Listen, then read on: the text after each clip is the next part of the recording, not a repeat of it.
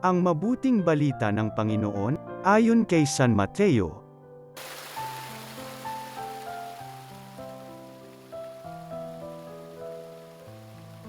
Noong panahong iyon, sinabi ni Jesus sa kanyang mga alagad ang talinghagang ito, "Dito maitutulad ang pagpasok sa kaharian ng Diyos, may 10 dalagang lumabas upang sumalubong sa lalaking ikakasal.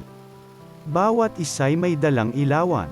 Ang 5 sa kanila'y hanggal at ang 5'y matalino. Ang mga hanggal ay nagdala ng kanilang mga ilawan ngunit hindi nagbaon ng langis. Subalit ang matatalino'y nagdala ng langis bukod pa sa nasa kanilang ilawan.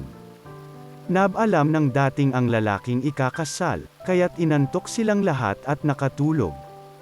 Ngunit nang hating gabi na'y may sumigaw, 'Narito na ang lalaking ikakasal. Salubungin ninyo.' Agad nagbangon ang 10 dalaga at inayos ang kanilang ilawan. Sinabi ng mga hanggal sa matatalino, 'Bigyan naman ninyo kami ng kaunting langis. Andap-andap na ang aming mga ilawan, baka hindi magkasya ito sa ating lahat,' tugon ng matatalino. 'Mabuti pa'y pumunta muna kayo sa nagtitinda at bumili ng para sa inyo.' Kaya't lumakad ang 5 hanggal na dalaga. Samantalang bumibili sila, dumating ang lalaking ikakasal.